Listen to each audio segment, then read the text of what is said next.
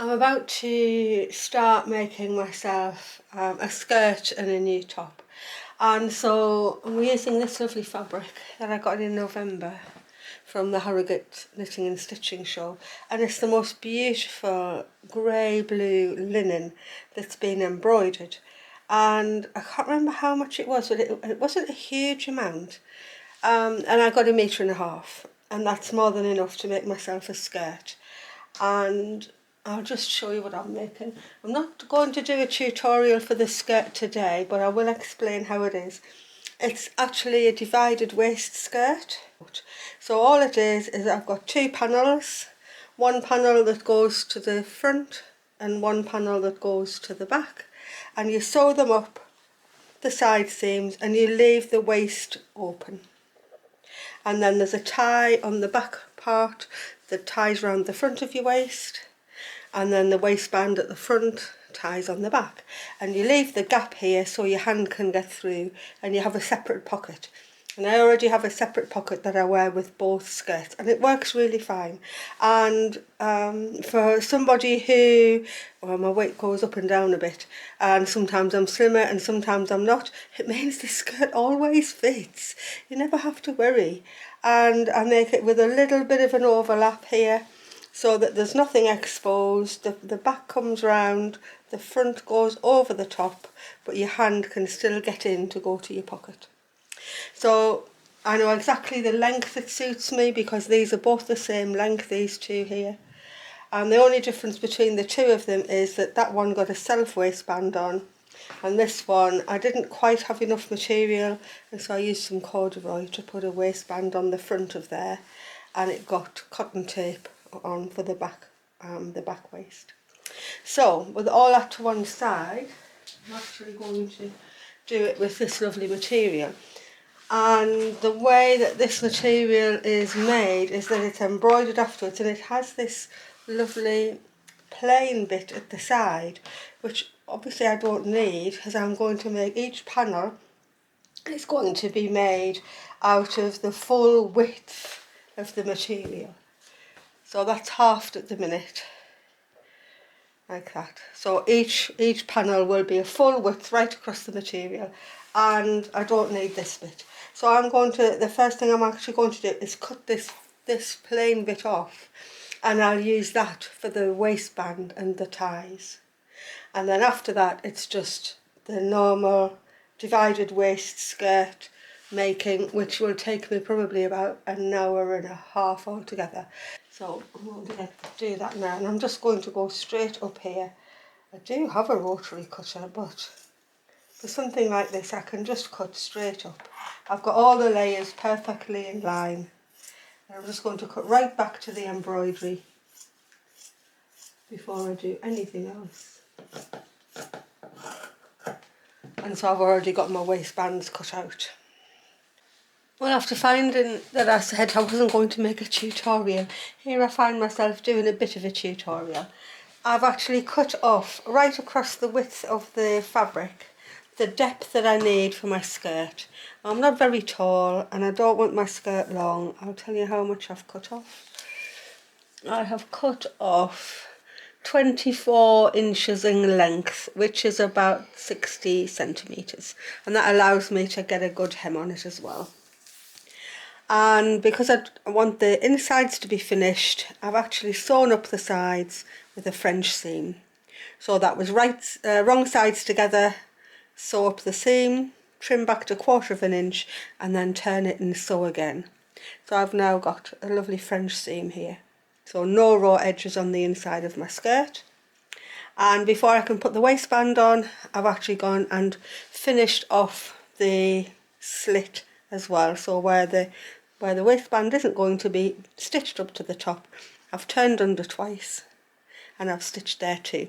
So I've now got a finished off slit, which is where my hand will go through to access my pocket.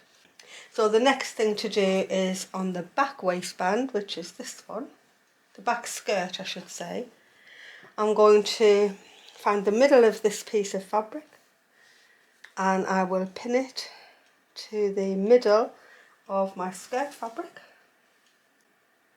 These are so easy to make, these skirts, if you like wearing skirts, which I do. I like wearing dresses and skirts. And there's nothing simpler, there's no shaping really.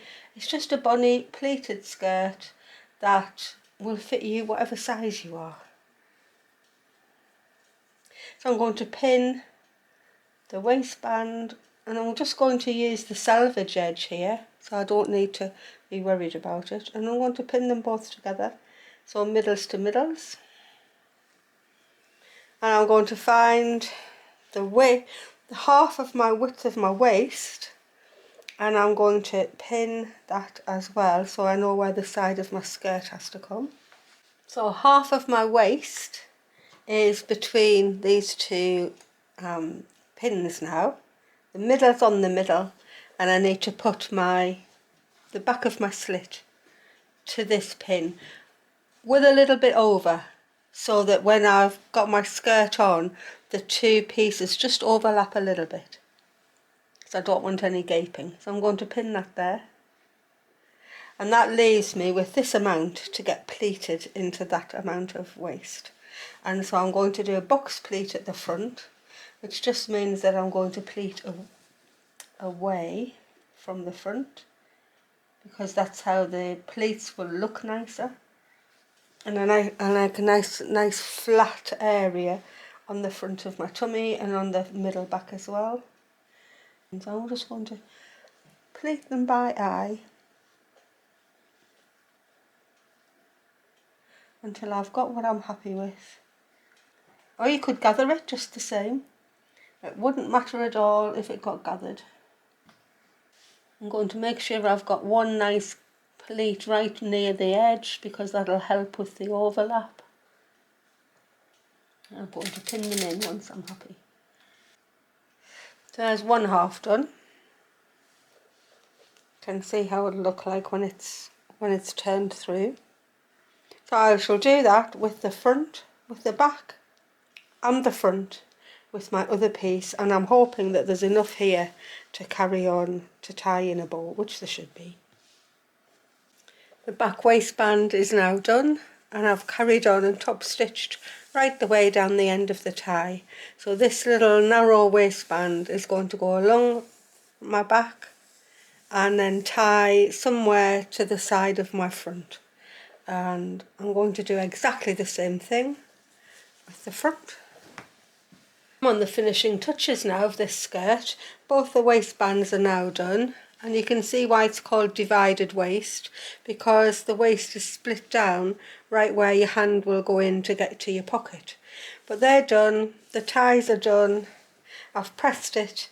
The only thing left is to put the hem up, and so I've just measured 21 inches down from the waist, which is the length of skirt that I like to wear, and I've pressed a double fold hem up 2 inches, and I've pinned it in. And because I don't want a stitching line to be shown on here, I'm not going to machine it. I'm going to put it up by hand, and I'm going to herringbone, because hemming stitch will make it too rigid. If I herringbone it, there'll be a little bit of movement able to be in the hem, and it'll just look neater. And so that's all I've got to do, and it won't take me very long to herringbone right round that edge, and then that'll be ready to try on. So once again, I'm anchoring my material onto my sewing ham. I've got matching thread in my needle, so I've got this sort of a greyish blue in my needle, and I'm just going to very quickly herringbone this hem up, because if I do it this way, I'll not see anything on the front side. And so herringbone is sort of sewing backwards to go forwards, and I'm going to take about 1/8 of an inch on the hem itself, and then come forward onto the skirt itself and just pick up a thread or two. I'll see if I can get you right in to see that.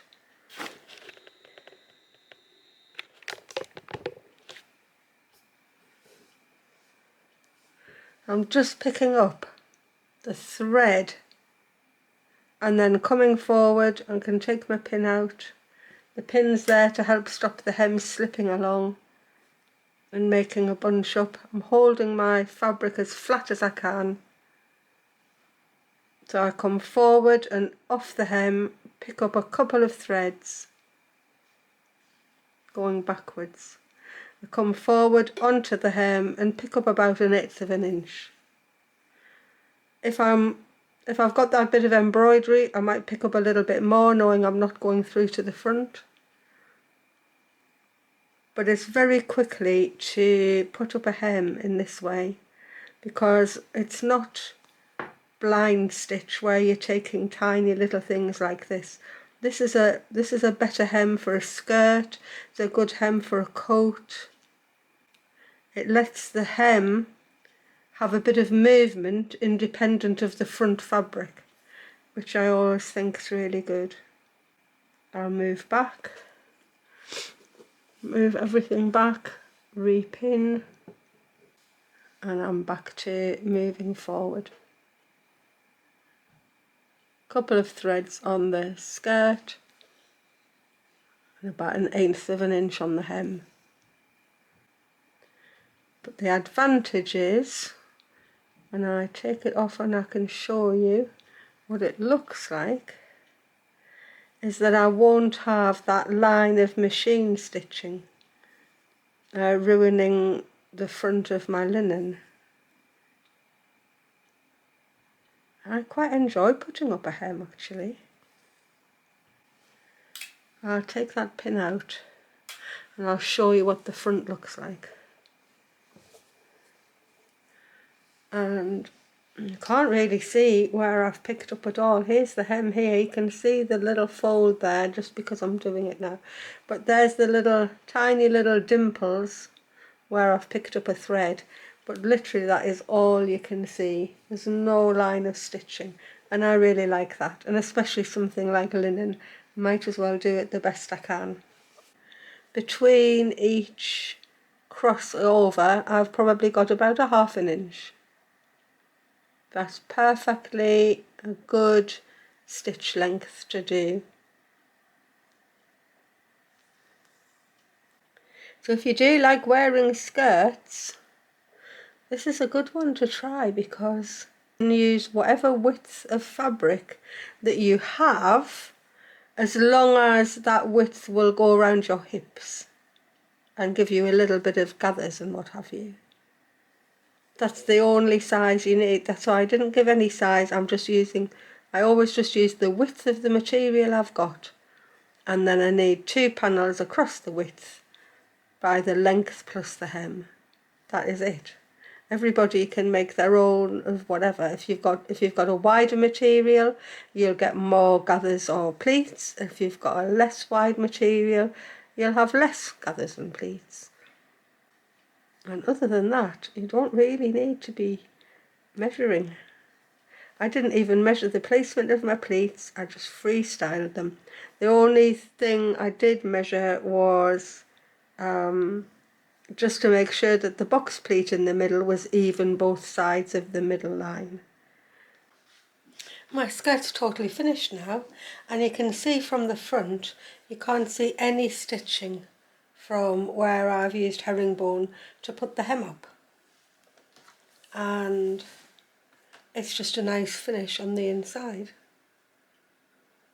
And it didn't take very long at all. So the skirt's ready to wear now. And that might say, well, where's your pockets? Because, you know, a woman needs pockets. Well, everybody needs pockets. And I always put pockets on my dresses. But this is a copy of a 17th century petticoat, and they wore separate pockets in those days. And so when I very first started making these for myself, I made myself a pocket. And so you can see that it's just a great big U shape with enough room to get your hand in, and it's really deep. And so I find that if I'm wearing one of my divided waist skirts, I wear this underneath, and there's enough room for my purse, my phone, anything, my hankies, whatever I'm trying to take with me, my car keys, all fit in here really nicely. And because it's a pocket, where everything goes down to the bottom rather than a sideways pocket that you sort of got on modern dresses. Nothing falls out because there's nowhere for it to fall. The next thing I wanted to show you was how you can make your own top without necessarily having a pattern. I've got two tops here, both of which fit me in a slightly different way. I'll just put them out here. This one is a bit more loose, and this bunny one, which is a homemade, this is thrifted. This is the one I've made myself. It's a bit more tight fitting, but still nice. What I like about this one is that the sleeves are narrower. And what I like about this one is its neckline. And so between both of them, I should be able to get a nice top that is something plain. Because as you can see, when I make them myself, I nearly always go for something really colourful. And it means that when I've got a skirt on or a pinafore that's very patterned, I end up with nothing plain. So that's why I went for the plain jerseys when I was at Sewing for Pleasure, because I really, really wanted to make myself a couple of plain tops. And so I think today I'll start with this green. It's a really nicely green, it's just a cotton jersey. I got about 1 metre 30 or something like that, because I couldn't decide whether I'd want long sleeves or not. And so I'm going to start off with the one underneath, which is a bit bigger, because I can go from that. You can see how much I narrowed the sleeve down. So I think these sleeves are a bit too wide for me. This is quite fitted. I'm going to go for something in the middle. And the first thing I'm going to do, I'm going to actually fold this in half and get it really accurately, seam lines to seam lines, underarm to underarm. And I'm going to lie this whole t-shirt or sweatshirt or whatever. What do you call it? Long sleeve t-shirts, I think I'm going to call it. I'm going to lie it out as accurately as I can. Right. If I wasn't doing it for a tutorial, I would just lay this straight on top of my green fabric and cut out. But I do have some paper. Could just as easily use some newspaper that was sellotaped together to make a big enough pattern. The main thing is I've got the shoulder seams together here. I've got the underarm seams together here.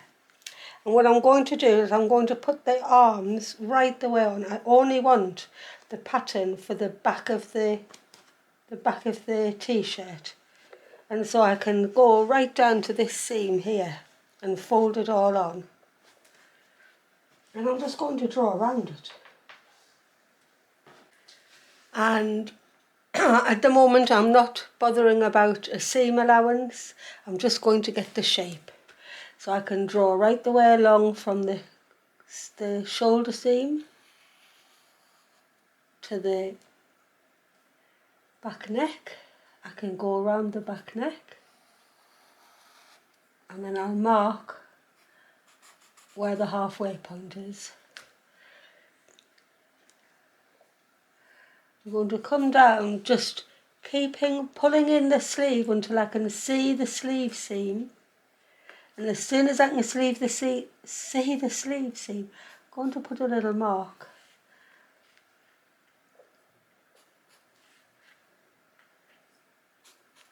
And in this way you can get the whole pattern. Make sure you're pulling out the underarm. There it is.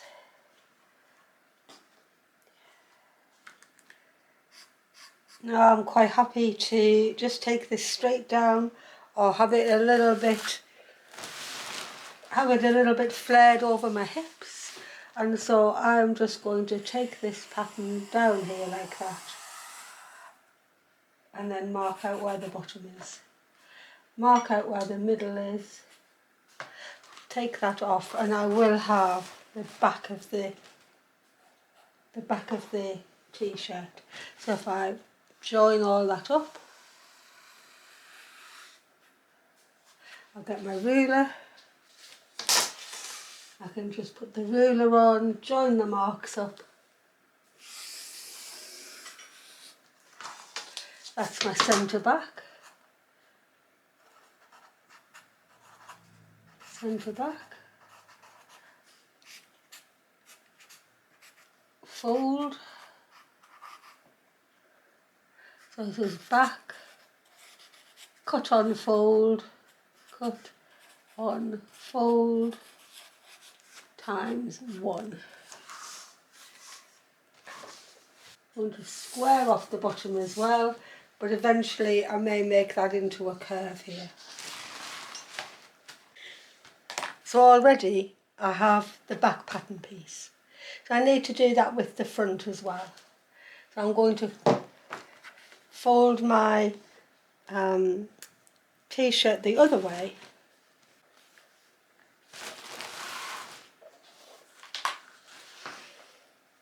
And here I am again. I'll put the t-shirt, I'll lie it straight and I'll mark the middle.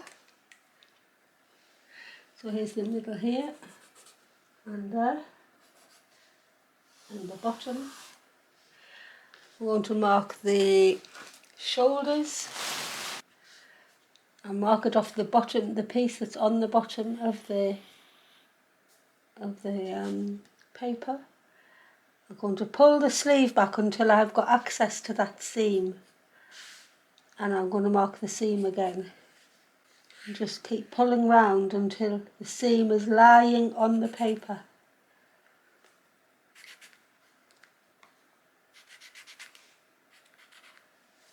And I will match up that to the back eventually. So I've just roughly cut the pieces of paper out, and what I'm particularly wanting at the minute is the shape of the neck, because I like the neck on this long sleeve t-shirt and I want to replicate that. So I've got my t-shirt folded in half. I'm just going to pull the back out of the way until I can see the actual neckline, and I'm going to do exactly what I did on the armhole. I'm just going to mark it when it's lying flat to the paper.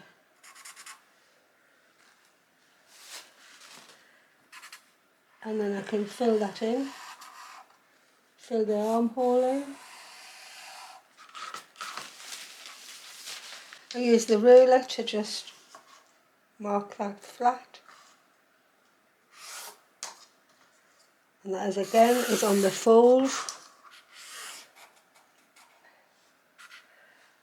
Fold.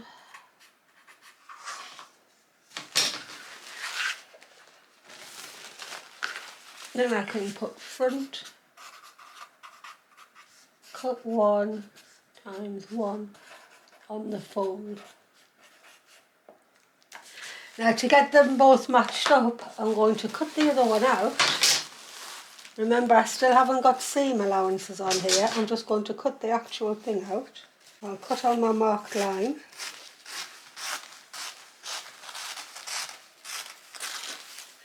This is where I'll see whether the armholes were different from the front and back.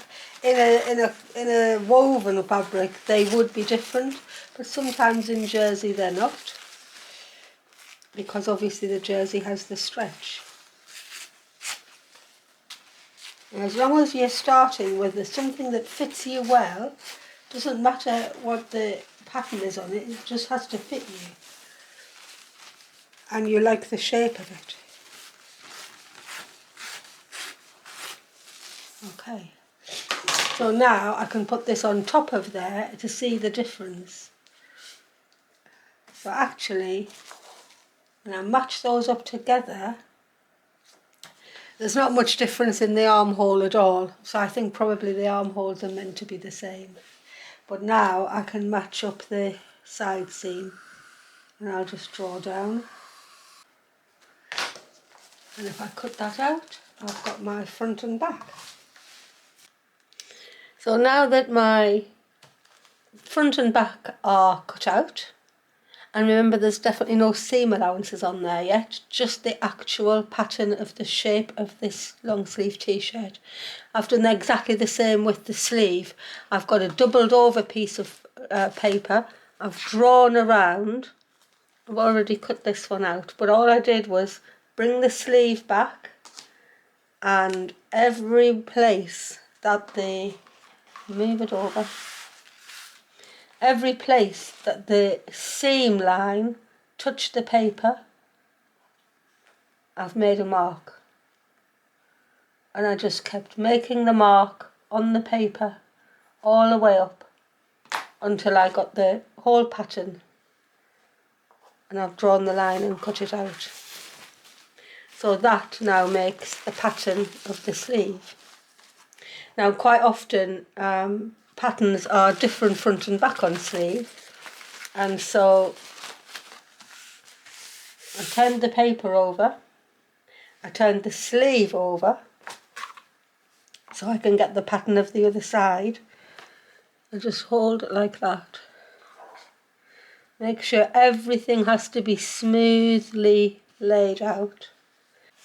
And if I pull the sleeve back now, I can mark on here where the seam line is for the back of the t-shirt sleeve. And I've already started to do it, and it just went to there. So that means I can take my scissors and I can cut the head of this sleeve in that slightly different curve and smooth it out. So I'll mark on that this is that's the back. So I'll just put as if there's two notches, that's the front and that's the middle, centre.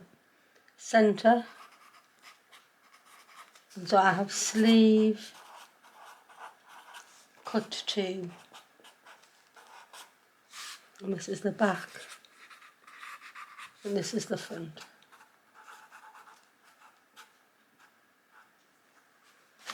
So you can do that with trousers, simple t-shirts, you can do it with woven shirts as well.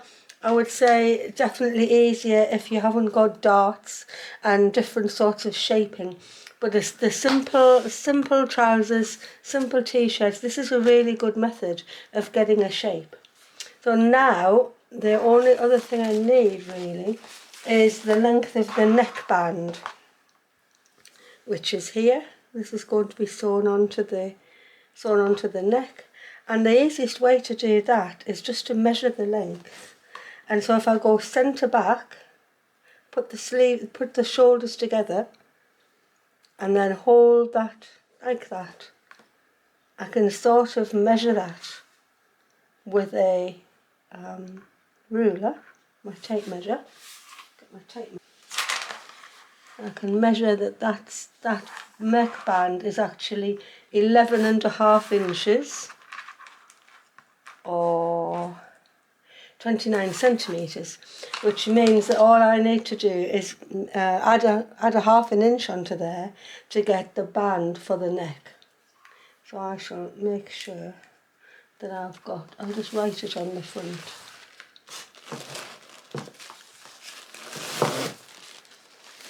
So neckband,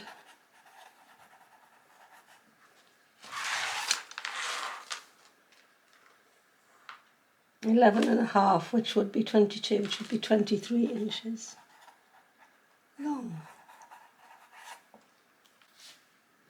So I'm now done with my t-shirt. I can put that to one side, and I can actually start to lay my fabric out and actually alter things if I want to alter them.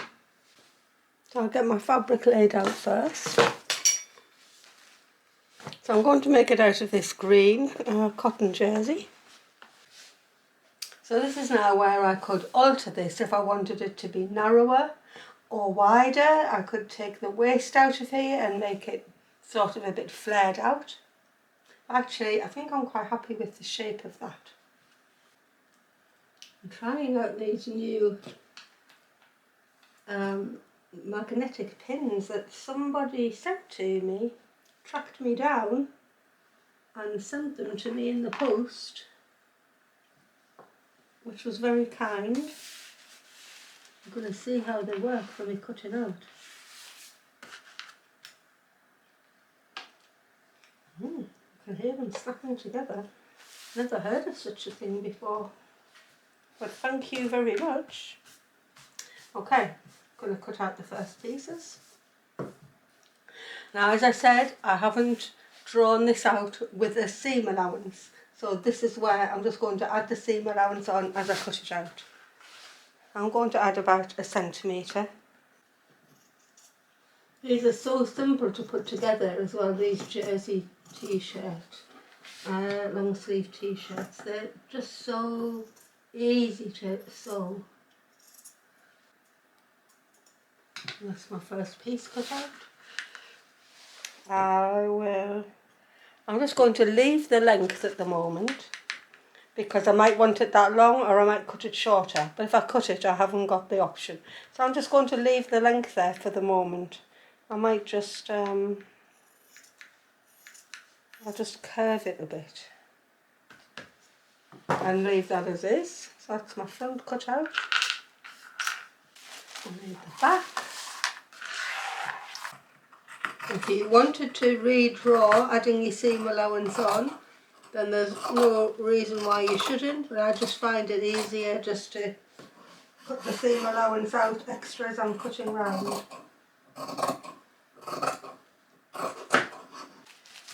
And for the sleeves, I definitely felt that the t-shirt that I took the pattern off was slightly wider than I actually liked, and so I'm actually going to alter this pattern now. So I've got my pattern there, and what I'm going to do is just taper the pattern from the underarm.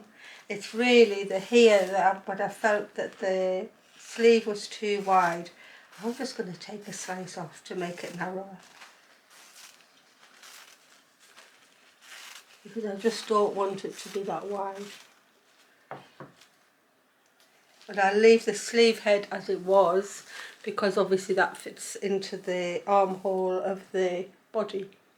But I've narrowed down the whole sleeve. Now that I've got everything cut out, the first thing I'm going to do is just match up the shoulders and do the shoulder seams. Now I do have an overlocker, so I am going to do them on the overlocker. But I haven't had the overlocker very long, just about a year. And before that, I did them all on the normal machine. And so I do it with a zigzag, or if you've got a more modern machine than this, you could do it with the stretch stitch, which is usually like a 3-step zigzag. Or sometimes there's a lightning bolt, you could do it with that either. I just have a normal zigzag on here, and I have my overlocker. So I'm just going to overlock the 2 shoulder seams.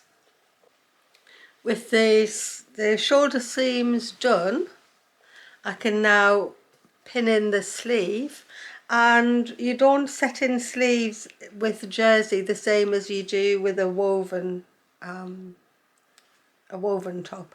You can put the sleeve in while the side seams are open, and then the whole side and sleeve seam gets done in one go. And so I've just matched up the underarm seam, I've matched up the middle, and I've matched up the other side, and I've made sure that it's all exactly pinned in together.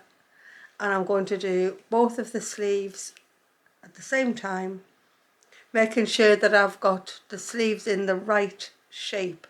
So I've got the back of the sleeve to the back of the t-shirt. They're so quick, these types of jersey shirts, that there's hardly any sewing in them really. I don't even mind doing these by hand, but that'll be a different tutorial, doing it by hand with some reverse applique or something. But in the meantime, I'm going to just do this on the overlocker. So I set the sleeve head in, and I've gone on and I've just done one long seam from the wrist right up to the underarm and down to the hem. And so basically my new top is done. I just need to finish off the neckline and decide on the length of my sleeves, which I'm going to try it on now and decide whether I want them long or whether I want them cut back a bit, and then decide on the length. And I'll do that now. So I'm almost done now. I just need to get the neck band put on. What I've done is I've put the shoulder seams together so I can get the mid back and the mid front, and I have taken my neckband, which was a little bit too long, so I've cut it down. I've sewn it into a circle, and when I half it wrong sides together, it should be able to fit round the neck with a bit of a stretch. It shouldn't be exactly the right size. So if I put it to there and then I put it to the back, you can see it's not quite long enough. That's what I need. I need that little bit of stretch. So I'm going to pin the middle back to the join. I'm going to pin the middle of the band to the centre front. I'll just make sure that I'm exactly right. Middle to the centre front. Like that.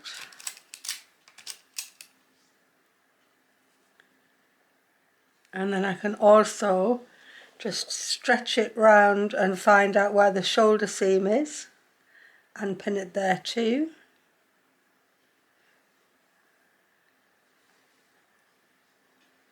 As I say, there should be a bit of stretch in the band. That's what enables it to lie flat.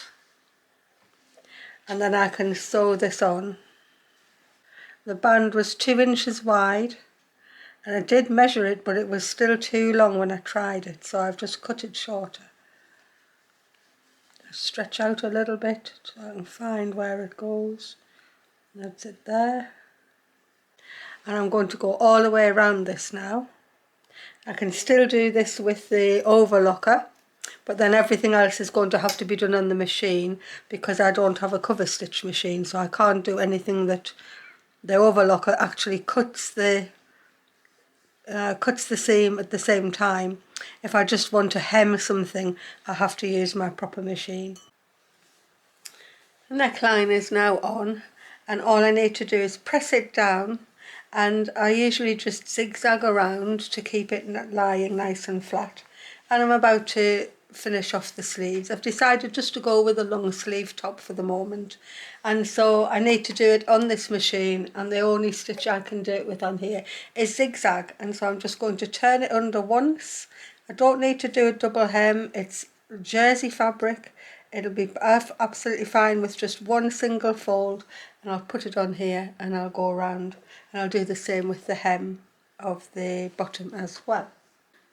The zigzag's done the hem really nicely, so it's just been a single fold.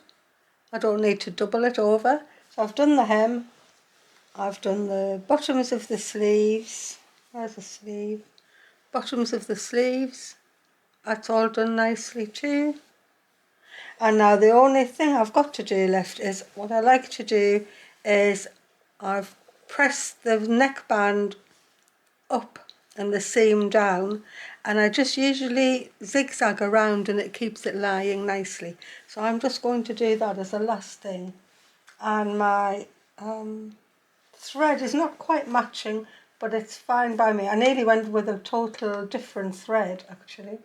But I'm just going to go around the neckband here with my zigzag, and it'll help that whole thing to lie really flat.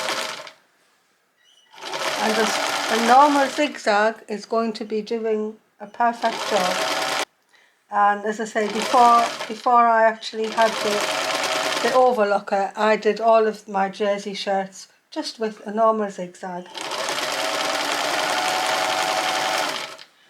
So, although I do love sewing by hand and I like to sew my clothes by hand, sometimes you just need to make something, and then your machine is the starring role.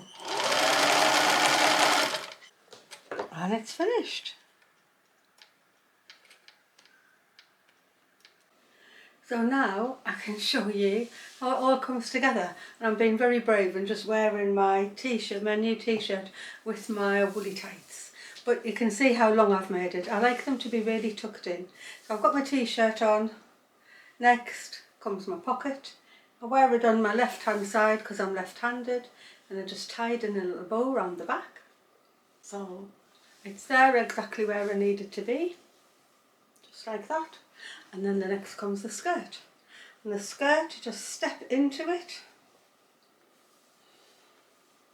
I hold the front, step into it. I get the back panel, I get it onto my waist, and then I tie that round. And I just make sure that it's off the centre front, like that. And then the front comes up over the top of everything, just ties around the back. And I just tie it in a knot or a bow or whatever I want to do. I've got my little slit here, and my hand goes straight through it and into my pocket. Put my keys in, everything. But because I've overlapped it and I've made the last pleats near the edge, you can't even see that there's a slit there. I'll come nearer. You can't even see there's a slit. My hand just goes straight through and straight into my pocket. Like that. Without any ado. So there you can see my new outfit that I've just got made. It's just on my knees for a length. I know what length I like to wear. And it's really comfortable. And I like this shirt. I think I'm probably going to do a bit of embroidery around the neck. Maybe it's just a little bit too plain for me. But I can't wear bonny coloured tops with the bonny skirts. Sometimes it's just too much pattern. So I hope you've enjoyed that as a tutorial. The divided waist skirt is so easy to make, and if you like wearing skirts, they're just a breeze, and I really love wearing them. They're so comfortable. The little pocket's nice, and it's a nod to history, and again, it's something I really like wearing, and you'll see me wearing those skirts all during the summer without any fail at all. And to take a pattern off something you've already got, like I did for this t-shirt, again, these are really easy to wear.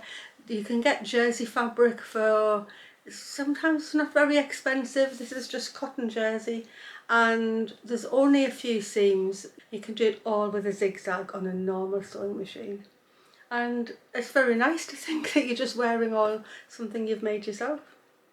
So I hope you have a go, and I hope you enjoyed the tutorial. And I'm actually going to get on and make another top while I'm in the sewing machine mood. I'm going to make another top with that grey jersey, and this time I'll make a short sleeved, I think, and a more scooped out neck. That's the beauty of it. You can change it to whatever you want. If you want a shorter neck or a higher neck, you can do what you like. No sleeves, little sleeves, 3/4 sleeves, whatever your heart desires. You can do that when you're making it for yourself. Anyway, bye everyone. Thanks for all your comments and all your support. Really like it, and I hope you just carry on enjoying what I'm filming for you. See you next time. Bye from Marion's World.